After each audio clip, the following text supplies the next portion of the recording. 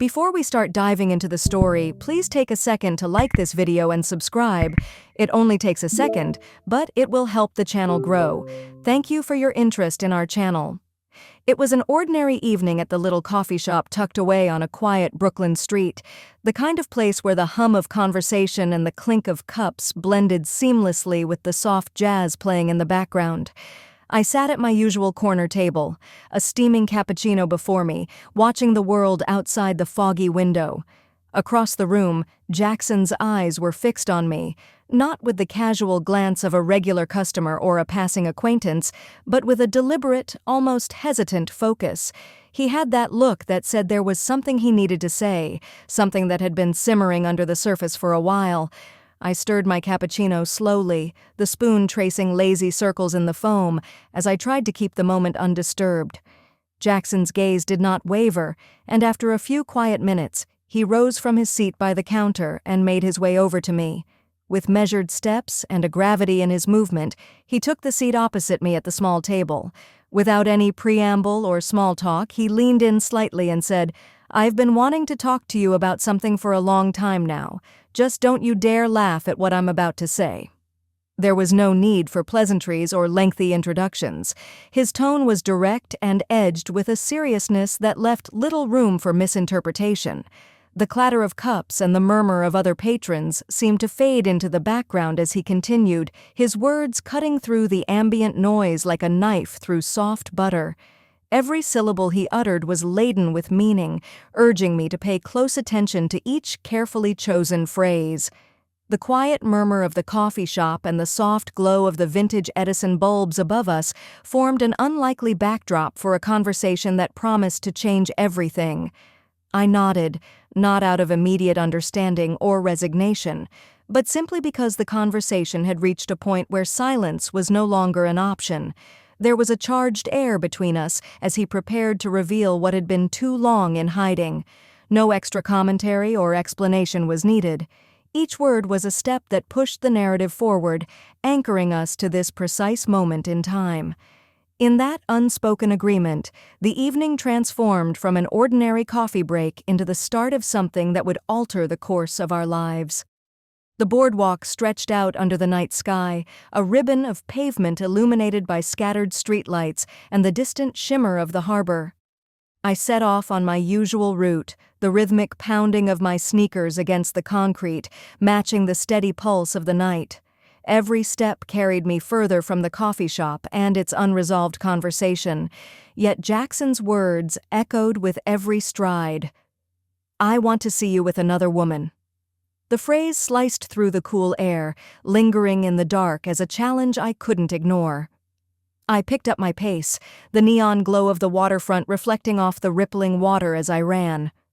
The urban landscape blurred into a montage of motion and sound, the hum of passing cars, distant laughter from late-night diners, and the steady clack of my shoes. I kept my eyes fixed ahead, the city lights merging into streaks of color against the night. With each heartbeat, questions piled on one another like layers of fog. I wondered about the meaning behind his request and how a single sentence could spin the familiar into something unpredictable.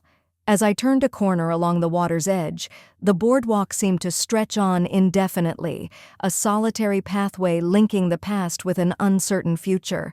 The phrase repeated itself in the cadence of my steps, pushing me to run faster, to outrun the questions that refused to be silenced. There was no turning back now.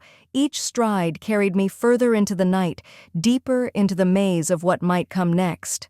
The distant sound of a boat engine and the gentle lapping of waves punctuated the quiet urgency of the moment, underscoring the weight of his words. A few passers-by nodded as they jogged in the opposite direction, their brief glances acknowledging the unspoken tension that seemed to electrify the air. I passed by empty benches and shuttered storefronts, the city quietly witnessing my silent rebellion against the familiar. With every step, the boardwalk transformed into a conduit for questions I wasn't ready to answer, about fidelity, desire, and the uncharted territory between what was expected and what was possible. The night air, cool and unyielding, carried away any pretense of ordinary routine. I continued onward, not stopping to check my phone or glance back at the city I'd momentarily left behind. The distance between the coffee shop and the endless stretch of the waterfront seemed to measure not just physical space, but the chasm between the old way of being and something new, something daring. The relentless pace of my run was a silent declaration, a refusal to be anchored by familiar routines. Every footfall resonated with the urgency to keep moving forward, leaving behind a conversation that would no longer be confined to whispered words in a crowded cafe. In that moment, the night carried me forward, an endless path lined with questions and the promise of unforeseen possibilities. The evening had taken an unexpected turn as I found myself seated in a lively downtown bar, the kind of place where low, flickering lights danced across aged wood and glass, and the hum of conversation wove seamlessly with the clink of ice in a glass. I was sharing a table with Elena, the new hire from the PR department, whose reputation for bold humor and unfiltered charm had preceded her.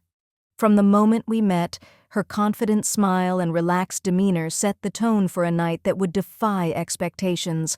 With a glass of red wine in her hand, she recounted a recent work fiasco with a contagious energy, every pause punctuated by a wry chuckle that seemed to invite both camaraderie and curiosity.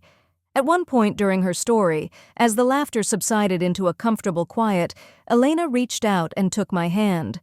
The gesture was unpremeditated, but deliberate, a soft press of her palm against mine that bridged the gap between casual banter and something more daring. Without a word, that touch transformed the conversation into an exploration of uncharted territory. We continued talking, each anecdote and witty remark steering us further away from the safe confines of our usual workday interactions. Her voice, animated and direct, filled the space between us as if daring the night to reveal its secrets. The dialogue shifted seamlessly from project details to personal stories, and as Elena recounted a particularly audacious campaign idea, a thought echoed in my mind. What if? The question was never voiced, yet it underscored every exchanged glance and every laugh that followed. The bar's ambient buzz, the distant sound of a bartender calling out orders, the murmur of other patrons immersed in their own conversations, became a backdrop to our unfolding narrative. Each sentence pushed the conversation forward, carving a path that left no room for the ordinary. As the night deepened, the table between us became a silent stage for an unscripted experiment. We traded stories of past adventures and unexpected turns, each word measured yet full of implication. Elena's hand remained in mine, a quiet symbol of our willingness to embrace the unknown. There were no elaborate descriptions or overt declarations. Our exchange was a series of subtle gestures and carefully chosen words that propelled us into a realm of possibility. The atmosphere was charged, not with overt emotion, but with the momentum of choices being made in real time. In that moment, our casual encounter had morphed into an unspoken test of boundaries, a deliberate step away from the safe and into the potential for something transformative. I walked into the interior showroom under the guise of choosing a new table for the office, a routine errand that held a secret purpose. The space was bright and modern, its clean lines and polished surfaces set against a backdrop of carefully arranged decor meant to inspire creativity. I strolled through the rows of furniture, my eyes scanning the tables and chairs as I mentally rehearsed the plan that had been forming for weeks. Behind the scenes, the real conversation was scheduled for later, in a place that was already arranged and waiting. I knew Elena was already expecting this meeting.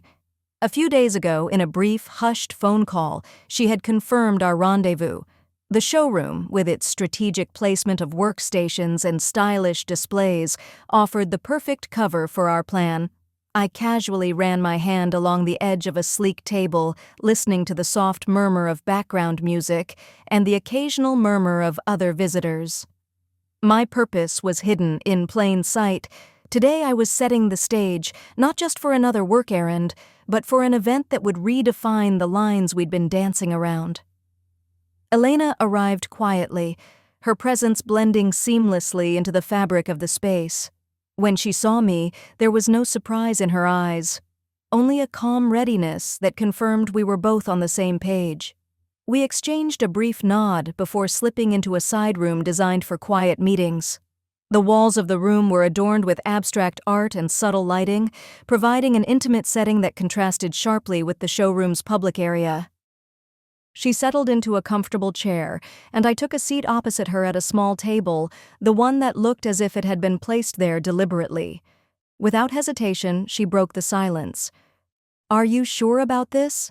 she asked in a tone that was both direct and without the usual hesitancy. There was a pause, just enough to let the significance of her words settle over us. "Absolutely," I replied, my voice steady.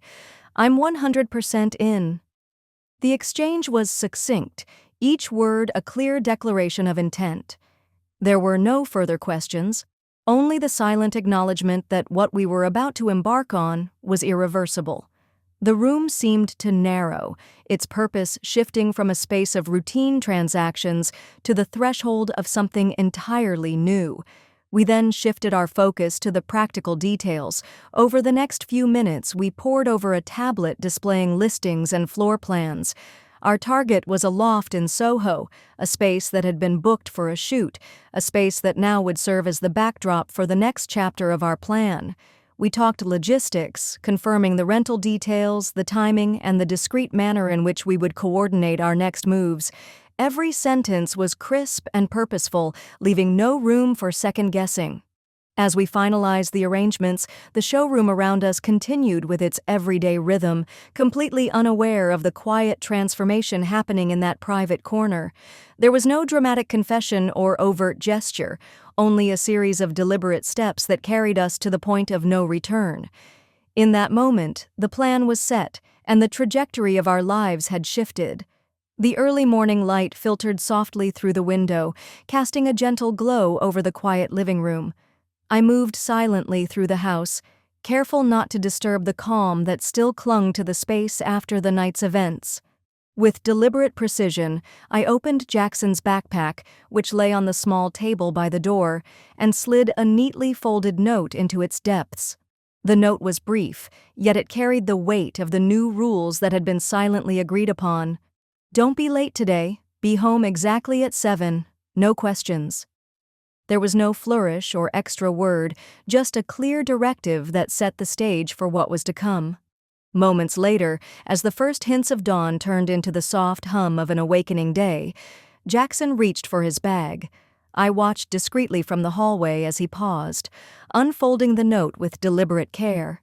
His eyes skimmed the printed words before a slight smile played on his lips, a smile that might have been warm under different circumstances. But then, as if the smile betrayed a hint of hesitation, I noticed a subtle twitch in his jaw. A small and almost imperceptible reaction that spoke louder than words. The contrast between his smile and that fleeting, nervous twitch was unmistakable. The household, still in its early morning hush, bore silent witness to this small but significant moment. There was no need for further communication. The note itself had done all the talking. The day had already taken on a new rhythm, a rhythm where the familiar boundaries were redrawn, and every minute now held a promise of change. As the morning unfolded, the house remained still, each room holding its breath as the seconds ticked closer to the appointed hour. The routine of daily life was about to be rearranged, and with it, so too would be the balance that had defined our relationship until now. The simple act of placing the note in his backpack had shifted the dynamics. This was no longer about shared fantasies or unspoken wishes, but a clear game plan where I was calling the shots. Outside, the city was beginning to stir, and the usual sounds of the neighborhood gradually replaced the quiet of the home. Yet inside, there was a sense of anticipation, a readiness for the day's unfolding events. Jackson's departure for work was imminent, and with that departure, the day was set to reveal whether he would comply with the new terms or if his hesitance would become evident in ways that could no longer be ignored. In that silent exchange between a written word and a fleeting twitch, the rules were clear. The morning was no longer just the start of another day. It was the beginning of a new phase, one where the narrative was being rewritten, one instruction at a time. The rented loft in Soho was bathed in a soft, ambient glow that set the stage for a transformation well beyond a simple change of scenery. I arrived first, stepping into the space with quiet precision. The room was arranged with modern furnishings, minimalist art, and a curated selection of decor that lent an air of deliberate sophistication. I adjusted my dress, one that he had never seen me wear before, without a word, knowing that the visual shift was as crucial as any spoken instruction. The door opened and Jackson stepped inside. He paused at the entrance, taking in the altered setting before moving further into the space. At that moment, Elena emerged from a shadowed corner.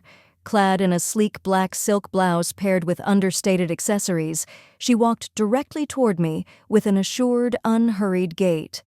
The layout of the loft seemed to hold its breath as the three of us occupied the scene, each action perfectly timed. Without hesitation, Elena closed the gap between us. She reached out and placed her hand on my waist. A simple, calculated gesture that left no room for ambiguity. Then, with a measured tone, she turned to Jackson and asked, "Do you mind if I start?" Her question was brief and to the point, setting the rules of engagement without any flourish. Jackson's response came in the form of a slow, deliberate nod, a silent acceptance of the new order unfolding before us. In that charged silence, the loft transformed from a neutral setting into a carefully orchestrated stage. Every element, from the soft lighting that emphasized clean lines in the architecture to the ambient hum of a distant sound system, contributed to the scene. The room itself became a participant in our unfolding arrangement, its modern details echoing the precise nature of our actions. There were no lengthy explanations or overt declarations, only clear, decisive movements that moved the scenario forward. With Elena's hand still resting on my waist and Jackson's measured assent, the evening's plan was set into motion. The loft no longer felt like just another space. It was the threshold where the familiar gave way to something new. Every step, every gesture contributed to the silent script we were performing, a script that promised change without the need for additional words. In the softly lit loft, every element of the scene seemed to converge into a single, unspoken rhythm. Elena led the movement with deliberate precision. Her gestures were measured and clear, guiding the interaction without the need for words. She moved forward first, her body language affirming a quiet command that set the pace for everything that followed. I followed in her wake, matching her step for step as the space transformed into a stage where every touch and glance was a signal. Jackson, who had been quietly observing from a short distance, remained still at first. His presence almost like an echo in the background, as if waiting for the right moment to join. The tension in the room shifted subtly when I lifted my eyes to catch his. In that unspoken moment, as I extended my hand toward him, it was as though the silent invitation had been sent across the room. Jackson hesitated only for a heartbeat before rising from his seat. His movement was unhurried yet certain, and with that small act, the balance of the interaction was recalibrated. Now he was no longer a passive onlooker. He was part of the unfolding sequence. Without a single word, the three of us engaged in a delicate, wordless choreography. Elena's guiding touch on my back, the soft meeting of our hands, and Jackson's eventual participation all contributed to a scene that spoke of closeness beyond the realm of simple conversation. The loft itself seemed to participate. The low hum of the air conditioner, the muted strains of a background melody, and the interplay of shadows and light on the exposed brick walls all underscored the slow cadence of our actions. Every movement, every slight shift in posture appeared intentional and laden with unspoken meaning. The moment unfolded in layers. First, a tentative step that became a confident stride. Then, a shared glance that bridged the gap between hesitation and agreement. And finally, the meeting of our physical presence in a space that now felt charged with a quiet intensity. Elena moved with assurance as she continued to lead, while I let her cues guide me through this new dynamic. Jackson, once an observer, integrated himself seamlessly into our rhythm, contributing to the unfolding narrative with a nod or a subtle gesture that confirmed his participation. The scene was not about overt passion or dramatic declarations. It was about the delicate interplay of movement and mutual understanding. Our actions spoke for us, constructing a moment defined by the raw, unfiltered communication of bodies in motion. In that suspended space between silence and sound, every touch, every shared breath, added to the cadence of our unspoken agreement. A pulse of electricity that flowed steadily between us, redefining the boundaries of what had been and what was just beginning.